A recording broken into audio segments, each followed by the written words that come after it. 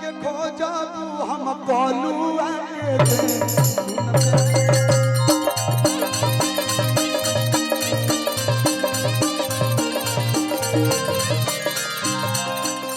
भरवाला खोजबू जगदम्बा बाबा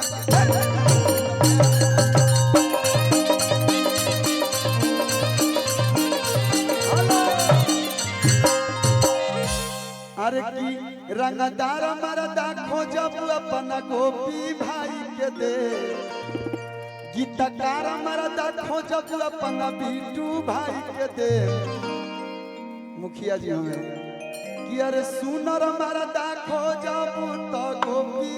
के दे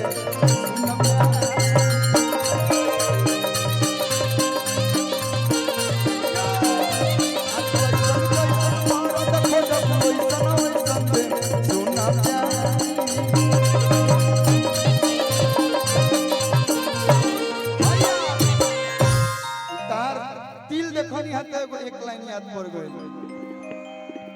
कि गोरे गोरे गाल बागाली पकाला तिले होरा जान जाई बियाह शादी सब ऊपर से लिखवा के आवे लगे अब पंडित जी लोग नीचे जोड़े लगे कि अरे कि गोरे गोरे गाल बागाली पकाला तिले होरा आपका नाम सुना है ना कि तहरा जैसन सुनर लईकी वैसे कहत बुझाता और मेहरारू का नंबर रखले बड़ा फोटो भेज देबो हमारे बाबूजी तो कुछ बोलबे ना करी मेहरारू ने कहां बोले कभी मम्मी को तो ना छूट ना देनी सुन कि तहरा जैसन सुनर लईकी की समत से मिले होला तहरा जैसन सुनर लईकी की समत से मिले होला गोरे गोरे गाल बागाली पकाला तिले होला गोरे गोरे गाल बागाली पकाला तिले होला आयो हिरौली जैसन सुनर गौमा अहिरवली जैसन नीमन गौमा की समत से मिले होला अरे तारा जैसन सुनर की समत से मिले होला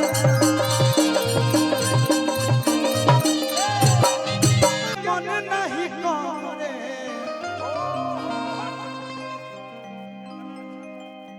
होई होई भोजपुरी लोकगीत में गाऊंगा पहली बार इस मंच पे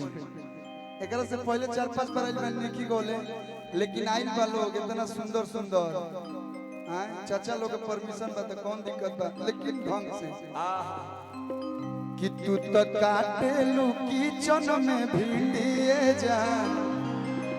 देखो तो ही लइकन के कबेल राम जी के गोरावत नहीं हो ना किला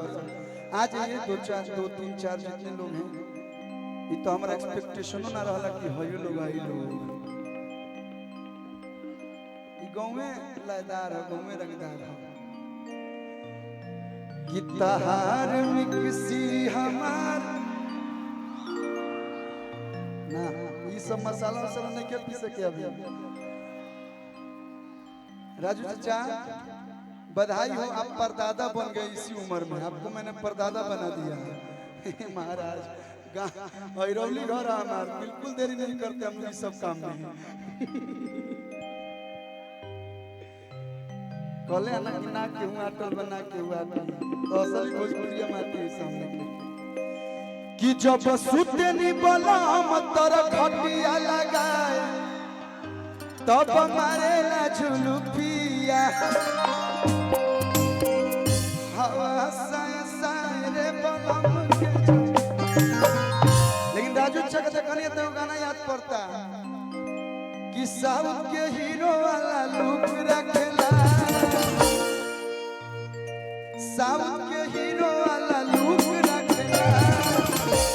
चचवा हमर तार में बंदूक रखेला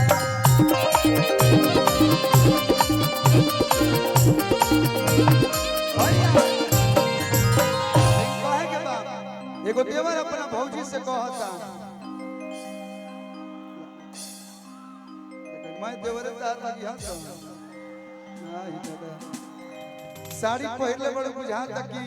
पिपरा घाटा से आइल बड़ पिपरा घाटे है जे बामी के नहीं के बुझा कि पीपर के हो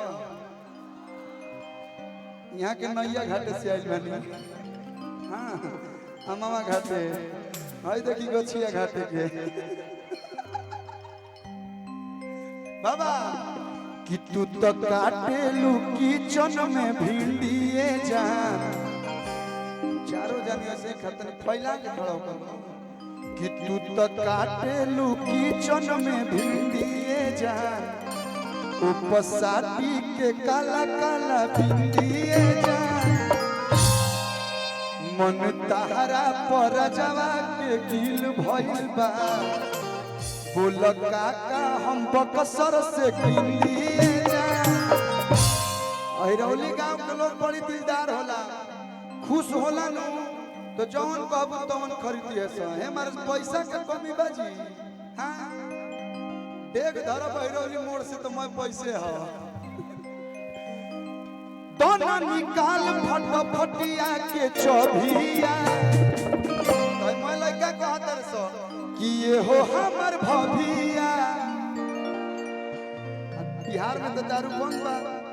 लेकिन फिर भी यूपी की स्टोरी है कुछ हाँ ना मत कर नहीं तो मैं पुलिस से बड़ा सा हाँ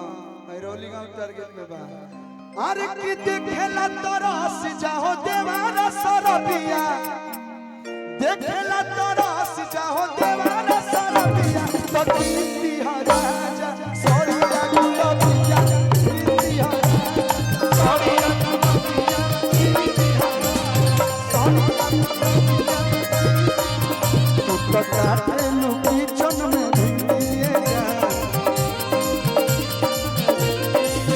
तू तो साटी के काला काला भिंडिए जान मन तारा पर जवा के दिल भइल बा बोल काका हम बक्सर से किंदिए जान दोना निकाल फटफटिया के चौभिया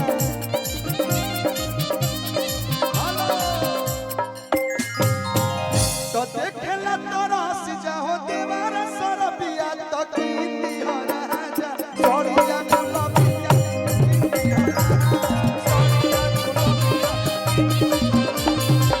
तो कीर्ति राजा